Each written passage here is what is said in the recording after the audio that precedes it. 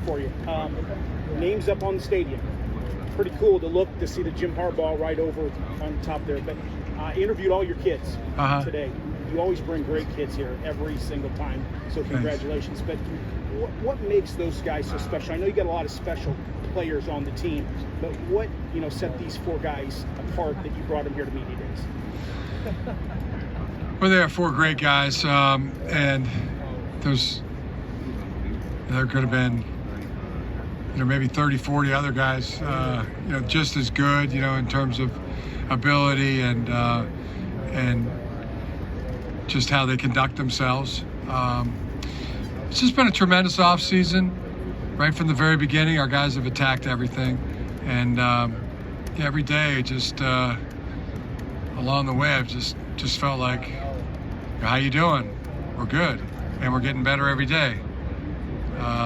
That's a good feeling, and now we're honing in on the start of finishing up our trip of Michigan, and then getting ready to start training camp. But it's been a tremendous off season. Maybe to your point, I worry about things, but with this team, I worry less. They do right. They're very respectful. I would even go as far as to say this is the most respectful and most well-mannered team I've ever coached. And I don't take maybe just a little bit of credit for that. That's the parents and families. But great group to be around every single day. That's probably the best part of my job. I get to be around this staff and these players every single day. Isaiah? Jim, when we talked to several of the players, all kind of said the same thing, that their focus this year was to not be complacent. Has that been a theme going through the team this year, and how do you kind of work against being complacent after having had the year that you had last year? Yeah, well, I just think so many were a part of last year. So many put in the same work that all the players that aren't here anymore. Some of the stars like Aiden Hutchinson and Hassan Haskins, that whole great group of Dax Hill and Stuber and all those great players like Vastardis. There's a lot of these players that did the exact same thing that those players did. Now maybe they did it a little bit, at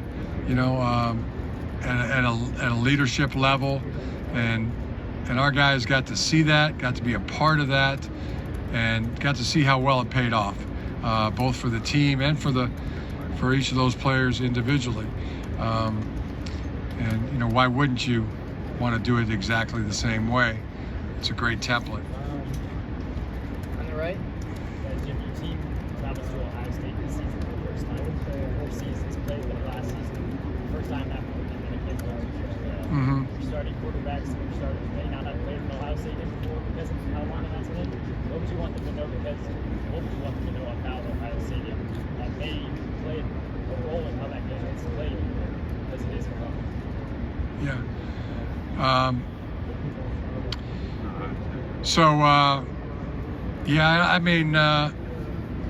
They're not going to flinch, if that's what you're asking. There's nothing really I got to teach them or show them or tell them. I know our team really well by now. They don't blink, they don't flinch at stuff, and just keep attacking and building, and that's definitely our goal, to win the championship again, and fight like hell for Michigan to get that done. Right here? I wanted to ask him about how important it was for you guys to sort of assert that you can in this division. How important was that? Not just beat them, but South. Well, super important. There's no question about it. I'm happy. I'm happy that our players got to experience that. Mostly that's where that happiness comes from, is that, and that's part of the transformational process, that our players learned that, there's big challenges, there's obstacles in the game of football and in life.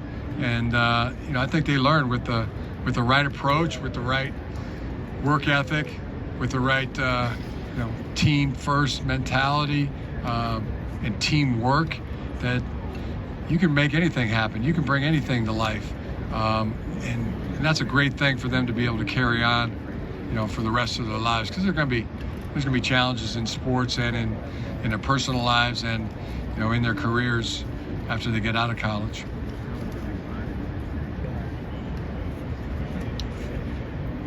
Left.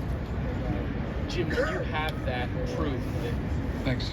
those guys learned that lesson by winning a game like that, by winning a Big Ten championship and making the playoff?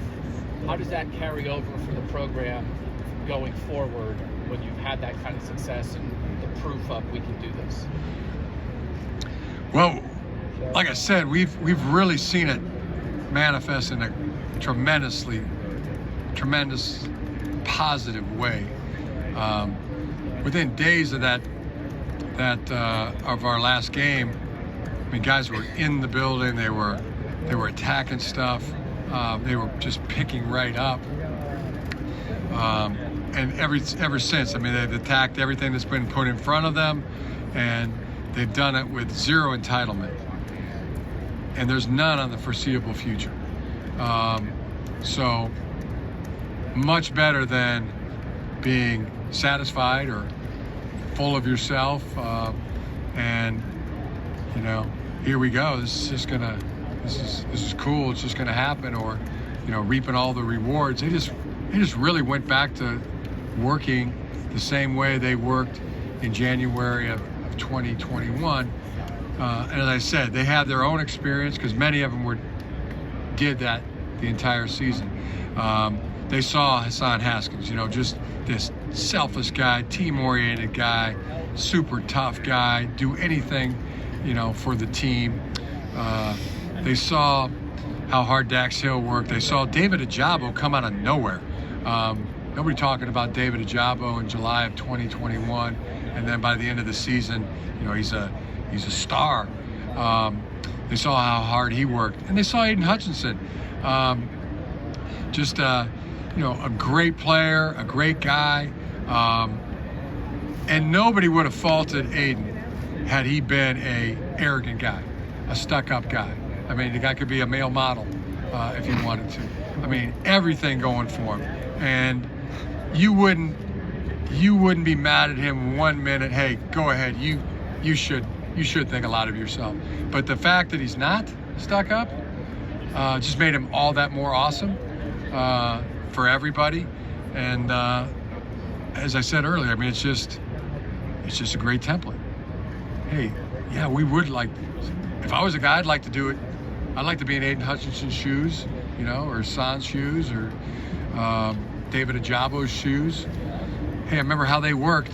I'm gonna just do it just like that. That would be using your noodle, and be pretty smart.